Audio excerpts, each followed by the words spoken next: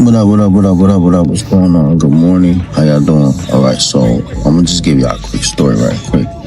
Tell y'all a quick story about how when I first got to Bear Hill Correctional Facility, I had just got there. I wasn't there like a month. I was still in reception dorm actually. Just got there. And this was crazy, yo.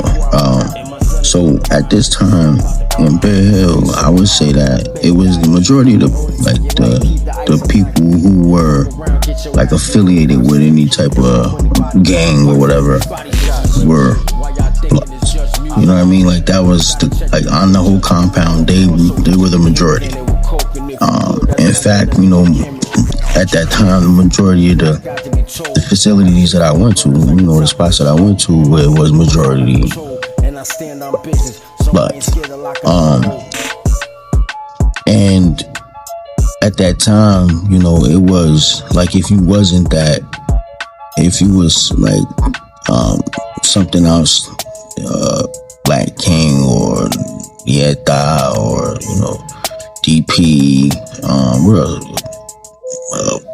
BD, anything else, you know, it could potentially be a conflict because the homies were very adamant about making sure that, you know, the numbers of other organizations or other affiliations did not get too much, because it seemed like whenever that happened, then it'll be issues. Like dudes be trying to do stuff now because they got numbers, and now they want to, like, you know, claim spots in the yard or claim this or claim that, when in all reality at this time, like, you know, the blood rule, like, you know, the whole yard was the Bloods. Like they didn't allow anybody else to have any type of stake to anything. No phone time, none of that. Like he wasn't getting it. And if you were affiliated with something else and you was getting that type of respect or what have you, is because, you know, you was shaking. Like you had to really be on some type of timing where you was getting that respect. You know what I'm saying? So, but anyway, let me tell you this crazy story. So I just got to Bear Hill and I'm still in reception dorm. While I'm there, you know, I had a few homies with me. What was it? I forget the dude named P Dot. I think one of the names. There was another one. Dang, what was this boy name? He had one of like a mafia family name, Gambino or something like that. Gambino. It's just a few dudes in the dorm with us. While we're still in reception dorm now, reception dorm is where you go before you go to your like permanent dorm, where you're gonna be like really staying at, like where you're, you know, where you're gonna be really housed at. Everybody goes to reception dorm when you first get to a facility. You know, they gotta do like blood work on you, make sure you don't have any like diseases, tuberculosis, anything like that. That, you know, they take you through all of this, you know, orientation. So that's basically what it's like. It's like going through orientation. Go stay there. We probably stay in that facility, in that dorm, for about like 2 weeks before they actually give you your permanent housing. While I was there, though, you know, a lot of people come in from different spots, or people just coming up for the first time like me. That's the first spot I landed in, was in Bear Hill. And so we in there, and I'm immediately, I link up with the homies, because at that time I was affiliated, and, you know, everybody was at the same set. I don't think anybody that was in that particular, you know, dorm at that time was my set. You know, like I said, I was G Shine, so or GKB, and you know, but we homies, like, so at that time, like, everybody was rocking. If you was homie, like, that was it. There wasn't no distinction between, like, yo, you just said it was no beef and nothing like that. We was all rocking, eating together, everything like that. Long story short, one day a dude come into the dorm. He come from wherever he came from. He come in. As soon as he come in, you know, he had like a purple hat, purple sweatshirt, you know, like pretty much everything he had in his property had some purple in it. And immediately, you know, all the homies was popping up, like seeing him coming to the door. I'm like, Because if you didn't understand or if you don't know, like purple is just like another, and especially in like when you're incarcerated, it's another sign that you're affiliated with Crips. Now, me, the way I was raised as a homie, I was never a color banger. Like, just because you rock blue and all of that, I don't like it. For me, it's about respect. It's a man thing. If you respect me, I respect. I don't care about none of that. You could be blood and you violate, it's gonna be an issue. I don't care about none of that. But in this particular time, you know, it was a thing where, you know, when the dude that was Crip came into this particular jail, it was, you know, they more often than not they would get checked first to see what type of time they was on. If they was on some type of color banging, and if they understood that, you know, this is how this was gonna go, this is blood rule type, you know what I mean? Like, we run this pretty much. The entire compound is ran by the homies. So as long as you understand that, you know, we won't have no issues. We just stay here. And some of the dudes that came through, they wasn't jacking that. They wanted to, you know, they and I respected that. As a man, I respect that. So anywho, dude come in. And at first nobody really like, you know, said anything, bothered him or anything like that. It wasn't no issues. You know, we're going to Chow. Chow's, you know, like the cafeteria where we go eat. So we going to Chow, and he's coming out with all that on. And there was a dude that was on the compound who was claiming that he had the whole compound because he had just got his own set. His name was Do Mafia. I forget where he's from. I think maybe the Bronx, or I think he's from the Bronx. If I remember. But that was his handle. You know, handle me like his name. That was the name he was going by, Do Mafia. So he you know, he had apparently gotten the green light or got approval to start his own set.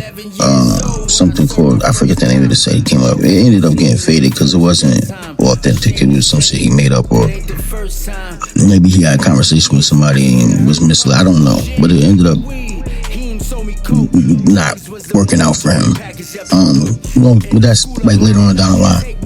So Do Mafia, the always getting into something kind of person that he was, always trying to start something that he was, this person. He was always trying. He wasn't like, you know, and like, you know, like, you know, any real big homies, like my big homie, like, we do all you could to avoid conflict, because you've been through times of war, you've been through some real shit, you try everything you could to avoid it first. You know, that's diplomacy at its finest, like, because you know when there's war, then there's money not being made. There's a lot of things that come with war. There's a lot that comes with going to war, like actually having conflict. You know, we're not just looking for conflict when there's other things that could be, you know, attained, things that you could be doing. So first thing we try to do is diplomacy, try to deal with the situation. We're not always looking for conflict. And I will say at first, that's what kind of like, that was the initiation. Like, that was the first thing that happened, was that when Do Mafia seen Homeboy, he felt slighted because Homeboy was just flagging, pretty much. He was just wearing purple everywhere. And it was like a sign of disrespect. Like, you know that this compound is all homies. And like, every time we see that, it looks like, yo, you just saying, I'm gonna do what I want. But he had just got there. And so Do Mafia seen that he was in reception doing, and he had sent word to one of the bros to have somebody holler at him, let him know what was going on here, how we was running it, and you know he can't be coming out like that, wearing that purple all over, like he just doesn't give a damn about what's going on here. So, you know, we get back to the dorm. But this is the first child Homeboy go to. He just got there. We go back to the dorm, and of course, the bros come to me. Yo, Do Mafia said, boo, boo. By this, I mean, it's saying, mind you, Do Mafia is not my big homie. My big homie, R.I.P. was us. Like, I really don't listen to nobody. You know what I mean? Like, I don't know why this guy thought to continue to try to send messages. And you'll see later on down the line that he died. He tried it a few more times, and I had to let's shut that shit down. But because we was just in reception dorm, and I was new to the spot, I really didn't, know the ins and out of this particular facility. And it's not my first bid, but this is my first bid. Like before that I went to shock, I really didn't know jail rules. I just know, I'm homie, this is it, whatever. So I listened for a while, but then, so then after that, we pressed the dude. Let him know what was going on, whatever the case may be. Told him we couldn't do certain things, whatever the case may be. And then, homeboy straight up told me, he's like, yo, bro, I'm from Detroit. Where we at? Where I'm from, when we in here, we stick together. All the people who look like us, we stick together. No matter which side you on, we all stick together. And we was I was like, yo, bro, and me personally, I was like, yo, bro, I understand that, bro. And I'm just trying to help you avoid conflict. You're gonna do what you're gonna do, you're gonna do what you want, but I'm just letting you know it's gonna just cause, issues for you if you continue to, just run around here like that. In here. I'm just letting you know. He was like, I respect that, cool. So we go about our business, whatever. And I wanna say maybe that same night now, it's a violation on the bros. Any bros that's out, once you go out of your, it's a violation if you go outside of your cell, outside of your cube, and your flip flop. So, I believe it was the dude again. Yeah, so like I was saying, if you're affiliated, the rules are when you walk out of your cell, out of your cubicle, you come out, you always have your sneakers on.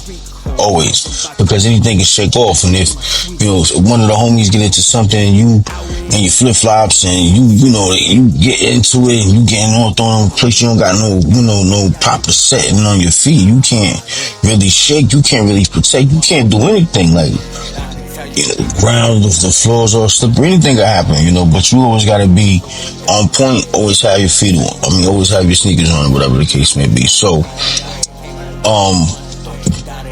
I'm in a dorm sleeping. We done had this situation. I had the conversation with the dude. Let's just call him Purple. Let's call him Purple. The dude from Detroit. This dude, matter of fact, we was calling him Barney because that's what he was wearing. All he was wearing was the purple, whatever. He was definitely equipped, whatever. So, I'm in the dorm sleeping. I'm knocked out. Apparently, P. Gambino, and there was one more homie, I can't remember who else was in the house with us. There was another homie that was in there. Again, we all had just got to this facility, so we all still in reception dorm, not really in our permanent dorms yet. And I guess they was out in the day room with the dude, or they was out in the day room. Gambino got his flip flops on. So the dude, the nigga for Barney, he go into the day room and he pops on Gambino, bro. Gambino gets popped on, and not for nothing, I do not believe, matter of fact, as I recall, I think he was the only homie in the day room. Everybody else was in the dorm. I was sleeping, I know P-Dot, nobody was out there but Dino, and he was in his flip-flops. So he gets popped on. The COs pull a pin, mad COs rush the dorm. Now here's the funny part about it. I guess the dude thought that him popping on homeboy was going to get him out of the building, get him out of Bear Hill, or even send him to the Who Scout, to the box, to confinement, to the hole. But he learned, we all learned at this time, that all they did was just send him to a different dorm. They sent Gambino I think they sent Gambino, or they kept Gambino in there, but they sent him to a different dorm. And so after that, we come outside, and the dude Mafia again, who was trying to, he was the shot call, trying to tell people what to do, whatever. He was highly upset behind that. He started asking dudes where they was at, and where you was at. I was like, bro, I was asleep. Like I was knocked out. So I should have been on point. Maybe he was right. You know, we did have that conversation with him, but again, this is my first real bid. Like, this is the first time I don't know none of this. You know, you told me to talk to him, I did, whatever. And like I said, I stepped up. Nobody else stepped up. I stepped up, I talked to the dude, and he seemed cool. He seemed like he was going along with it. But again, I guess he rocked us to sleep, whatever. As soon as he caught Gambino by himself, he pops on or whatever the case may be. The Mafia mad, he like, yo, somebody gotta take care of that situation. Now, it gets real. Now he wanna take care of the dude. You know what I mean? He gotta go. Cause he popped on one of the bros. He basically let it be known that he's not trying to hear nothing that we talking about. He gonna do what he want, and then that's it. So, again, he goes to another dorm, and he's still coming outside like he's not trying to hide. And this is, I ain't gonna lie, real recognize real, bro. When he started coming outside, bro, cause he was on confinement for like a few weeks, and in the house that he was in, there was homies in there. Nobody did nothing to him in there either. Like, it was so funny, bro. This dude became a menace because he's coming outside. He's still doing what he wants, still wearing the purple, whatever the case may be. One day, the dude go out to the yard, bro. And because he started doing this, you started seeing all the dudes who had been on the compound, who had been given, the green light, or they was cool enough to stay. The other Crips that was there, they was cool enough to stay, like, but they was quiet, like they wasn't making no noise, they wasn't doing nothing. They understood the program that the homies running it, whatever the case may be. But once this dude started doing it, and this is why at that time they didn't allow dudes to come and have numbers, because then they start acting different. And this is why, right? Homeboy start coming out to the yard, and it's like we couldn't, like, at the time, it's like we couldn't just, without crashing out, you couldn't really, like the way we couldn't get to him and not crash out, like go to the box, catch a new case, whatever the case may be. So we come out to the yard, the dude take off his shirt, he got the whole history of who they were on his back, like the big ass. It was just so crazy. And so after that, it was like, yo, it was just getting too crazy, because now all the other dudes that was, associated with him started coming out. You having groups and hanging out, like it was getting out of control. So, but I ain't gonna lie. Listen to me, man. I'm an objective person when it comes to certain things. Like, I respected it. I respected how son was letting his nuts hang. Like, I know, am I supposed to? Man, fuck that. He was a man. He said it. He was still, he stood on bill. He did what he had to do. He was coming out, and he wasn't hiding, bro. He wasn't hiding. He wasn't trying to, But he got comfortable, as they do. He got comfortable, and then what happened was, one day I think he was going to the gym, and that's a dangerous place to go to when you going through bad hair. That's a dangerous place. And a situation took place where somebody, you almost got scratched or whatever. And it didn't, like, the person who tried to scratch him really ain't really scratch him, but it let him know, like, it could get real. You know what I'm saying? It let him know it could get real. But again, now he's on point, like he's trying to be the aggressor, whatever the case may be. But before that, all that could happen, before you could really, really try to, you know what I'm saying? There's a dude who looked just like me. Just like me. He's from the town I was from too. I'm gonna say his name, man. You might know him. I mean, of course, son lacking, because like I said, son started really feeling himself, like he was getting comfortable.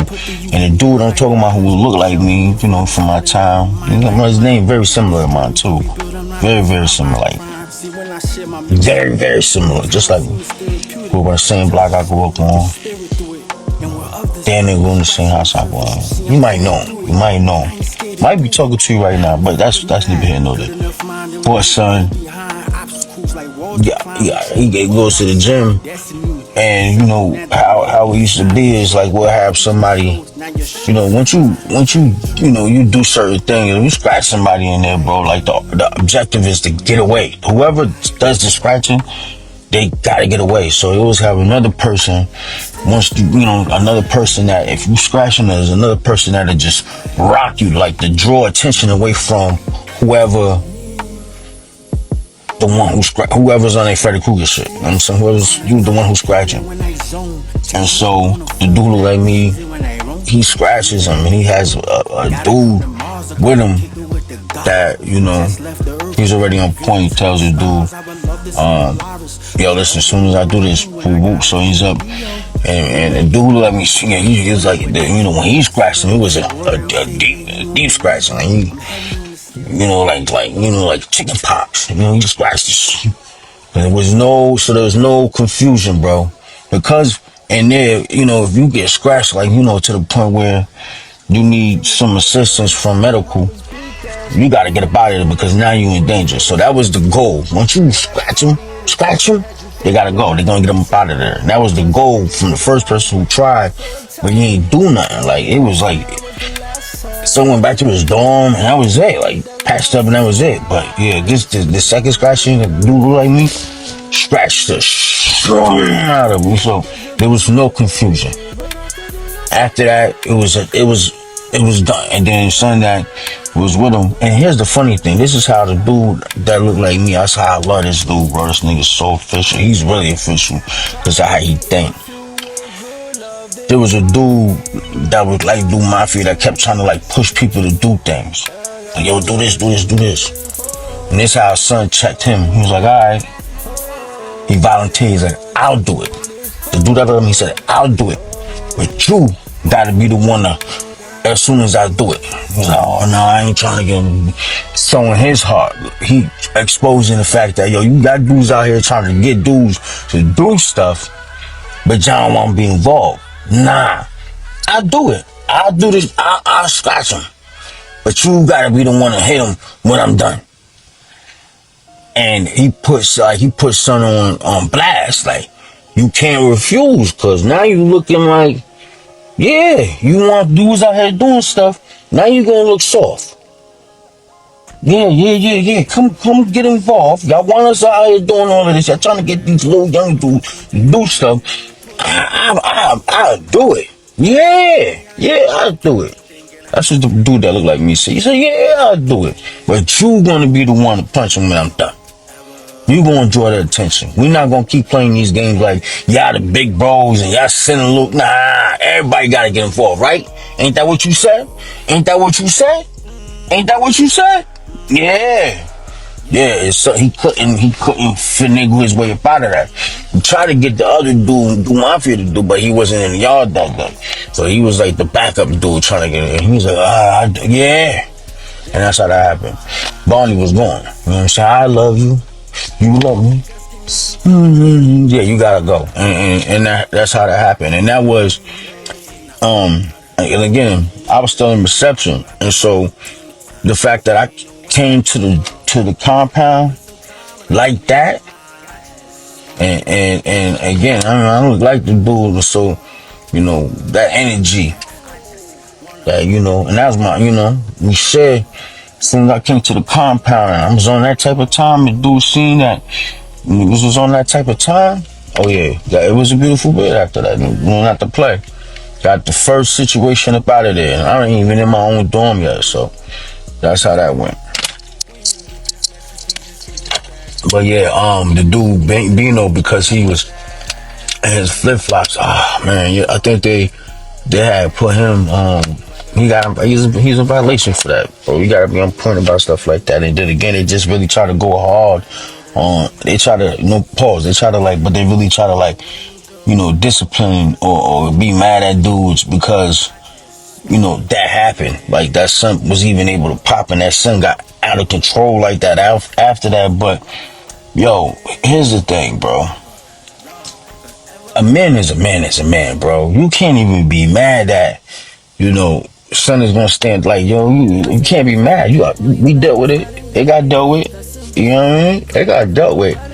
But there are certain things that, you know, you just gotta be on point about. And I was green. I didn't know anything about none of this, and you know, the flip flop thing, and I learned all of that like that first month, bro. But what I do know is that I'm gonna go. And I was on that, and I guess that, you know, more than anything, like that was the most important part about it for me, was that I'm on that. I'm gonna go. That's a fact. And I went, and there's that. So I say that. I might get back to work. Yeah, that was my introduction to Bill Hill when I first got there. It was on that time. It wasn't no color thing. It was a respect thing. Like, dudes are just, because there was a few Crips up there that dudes rock with, and there was a few dudes that dudes was not even bothering. They wasn't even trying none of that with, you know. But then, you know, then there was some dudes where, you know, if a conversation happened, and then it's just the energy where you like, I don't know, it's about respect, man, more than anything. So, and it was just like that time, like the homies had it. We had the compound, bro. It's that simple. Had the compound, you know. It is what it is. What's gonna be what's gonna be. This is your favorite storyteller. Yeah, as a man universe, and I'm just up here just saying these lovely stories about being a car. And listen, and it's never to glorify it, to make it seem like it was the best thing that ever happened to me, because it wasn't. It was actually the worst. Being away from your family and all of that, it is nothing to glorify about it, but it is an experience that I unfortunately lived, got through, and I will say that I'm all the better for it now, because over time, you know, it you know, just helps to shape me in a way where I'm just a better person. I'm more appreciative of the things that I have, more cognitive of the fact of, you know, what I can lose, and I'm just a regular guy now. I'm clocking in, clocking out, man. I'm not, you know, I have no desire to chase anything, you know, that the streets has produced or will produce for me. That, you know, money is not everything, man. Family is, love is, you know, things that you did, the intangible things that you can't touch, taste or feel. You know, I'm all about growth and development now, and just being a good father, a good husband, a God-fearing man. And so, if you get to this point in your life where I'm at, where all you want is peace, you've made it. I assure you, you've made it. And anybody who really been through something, really been through something, I mean, really been through the trenches, been through some wars, seen some, lost some, you know, took some, whatever the case may be, that's it. You come to a point where peace is it, bro. Anything other than that, man, these dudes out here acting like they savages, bro. They just not. It's hard to believe. Peace is it. You know, peace is it. Even though there's, you know, parts of me that exist, but they're for a reason now. Like, now if I go, I'm going for the family. Like, I'm going, but I'm not chasing it. I'm not looking for it. I'm not starting it. But I will finish it if I had to. You know what I mean? But I do everything I could. Go out of my way. Just stay out of the way. And, you know, that's the ultimate goal. I'll talk to y'all later. It's nice talking to y'all. I love y'all. I gotta get back to work. Peace. Hold it down. Oh, don't forget to subscribe, comment, like, all of that good stuff. You know what I'm talking about. Peace.